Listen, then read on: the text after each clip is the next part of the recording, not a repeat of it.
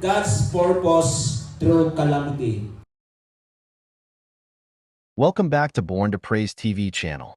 We are created to praise and worship God. Unsay gisulti diha? Number 1, kaning gisgutan na to, the call people to repentance and dependence. Unang tumong nganong gialaw sa Dios kining mga kalamidad. Ang gusto diay sa Dios nga mutawag ang mga tao o maghinulsol sa ilang mga kalapasan. Napata diha? Na? Nganong kinahanglan maghinulsol? Tungod kay nakasupak mga igsoon sa kabubuton sa Ginoo.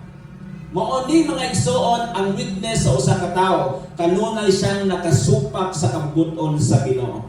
Kanunay siyang nisipak sa gusto sa Dios nga kining dala na unta usuyon sa usa ka tawo, pero kanunay siyang nitipas og dalan. Mao na ang purpose mga igsoon sa Dios nganong iyang gitugot ang mga kalamidad.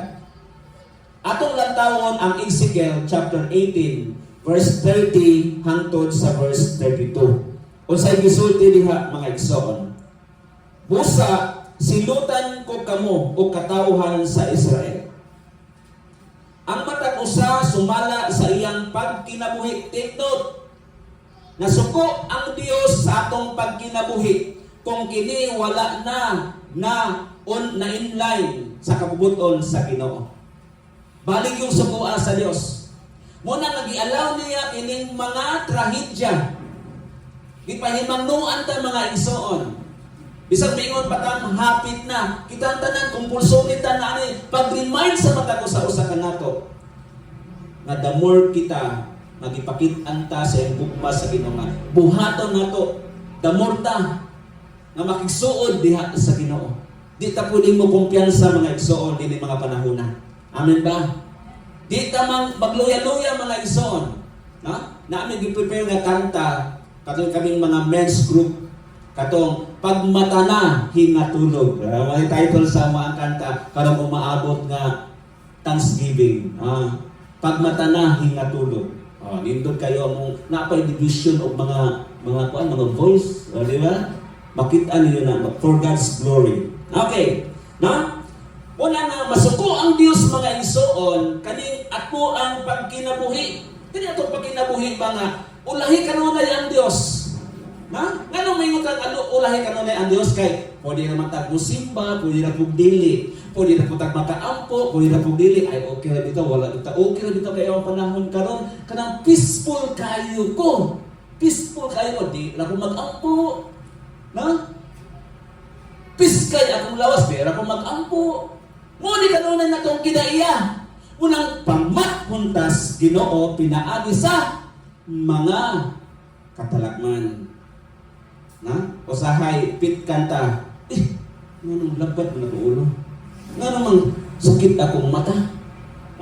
Kasi mga panghita mo, kung may ratoon na, pero doon na yung mga mensahe na kung naay nasugdan itong gamay, atong padaan, atong padungakan, pasuon na ito ang atong kinabuhi diha sa Ginoo. Nawata diha? Hallelujah. Muna mga igsoon, padayon ta. Nag-ingon ang Dios, pag hinulsol kamo o biyai ang inyong mga sala, aron dili kamo mga matay. Hallelujah. Kung saan man mensahe ani? Pasidaan dili. Panghatlok or pasidaan? Dili manghadlok ang Dios mga igsoon. Dili manghadlok ang Ginoo.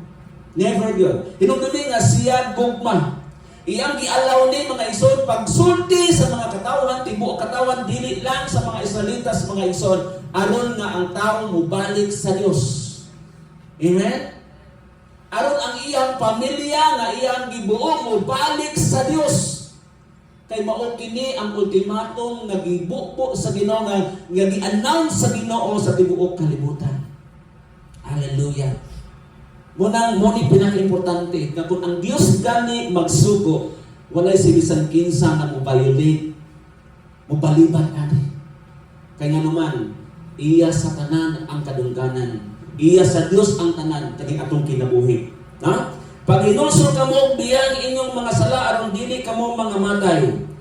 31. Isalikway ninyo ang tanan ninyong sala ug bag-oha ang inyong kasing-kasing ug hunahuna. So kung nabag-o ang atong kasing-kasing ug hunahuna, kining hunahuna gigobernohan na ni sa Dios.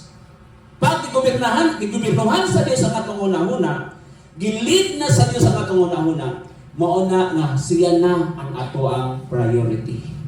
Amen ba? No? Siya na ang atong priority, ang pulong sa Dios na mo ay priority, munang di nakakabalibad sa Dios. Kung gibag-o sa Dios ang atong kasing-kasing, ingon man ang atong hunahuna, ang resulta ni ini mga igsoon, ayuhon kaniya sa tanang pamaagi. Bag-uhon ta sa Dios mga igsoon. Ang atong pagbati, ang atong gibati, lahit man ang pagbati o gibati, na? Kaning pagbati nato mga igsoon, kaning ato ang pagka-usahay dili tanan mo ampo. Kaning gibati nato, do na tay gibati nga sakit sa lawas, do na tay gibati mga igsoon nga sakit ng kuto-kuto, sakit atong tiyan, ayuhon na sa Ginoo tungod kay ang atong Dios, great physician. Kay atong Dios mananambal mga igsoon, dili albularyo ang atong Dios. Amen. Gamhanan siya. Munang sarang siyang duulan. Munang diha na tao ang itaw na to refuge. Na? Safety. Secure ta kung Dios ang ato ang ituloy. Secure ta kung ang Dios may atong gipataas. That's why sa awit niyon, be exalted. Be exalted higher and higher and higher. Kay mauni ang gusto sa Ginoo na siya mo'y mapataas. Kita nga nasa ubos mga igsoon, musunod ta nga naa sa taas. Musunod ta sa taas mga igsoon, sumala sa iyahang ordinansa. Dingon siya, nganong buot man kamong magpakamatay. Mga tanawan? Kaya nga mga tao ron mga igsoon, okay ra magmakamatay sila. Kaya siyempre, kaganda na musugot ang mga itag mamatay ta sa dili, okay ra man. Pero ang pangutana, imong kalag, asa man pa imong? Amen? Duha ka klaseng eternidad mga igsoon. Number 1, eternity. Pwede kang matos langit kay mo only design sa Dios sa tua. Eternidad na. Malipayon ka na kay kalinaw tungod kay ang Dios mo'y king niya ng gingharian nga gi-prepare sa Ginoo sa tua. Pwede po ma-imperno ang tao mga igsoon. Eternidad ya po na. Kaso lang mag-antos ta. Mingon din ang mga tao nga Bertoldo ay wala problema. Daghan na po mi. Diba? Wala problema, daghan mo po mi. Kung ikaw makadungog ana, kung ikaw sa imong David, kung sa may imong una-una ana, ganahan ka, okay na ba kang daghan mo, o niya, daghan ta, o niya, mag-antos, or mas daghan ta, mas ganang magdaghan ta, pero ang atong gibuhat, puro sa makapaymaya sa Ginoo nga, kanuna itong gibuhat, magdaig na sa Ginoo. Forever, kauban ang presensya sa Diyos. Hallelujah. Dito dapitan mga igsoon sa kalaglagan, bisag mo ampo, pwede ka makaampo dito mga igsoon. Pwede na din makaampo ang tao dito dapitan sa kalaglagan mga igsoon, pero wala na'y presensya sa Ginoo. Ngano mag-antos ang tao? Ipasinati sa Dios ang pag-antos sa tao tungod kay anino na mga igsoon sa kalaglagan. Samtang naapa din sa kalibutan ang tao, wala pa ni balik ang pagbalik sa Ginoo sa ikaduhang pagbalik, doon na pag-chance ang tao.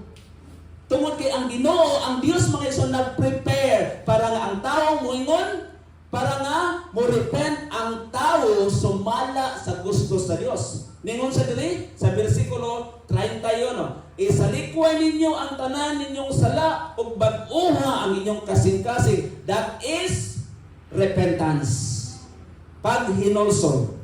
Verse 32. Dili ko ikalipay ang kamatayon ni bisan kinsa, busa biyain ninyo ang inyong sala aron maluwas kamo, nag-ingon ang Ginoong Dios.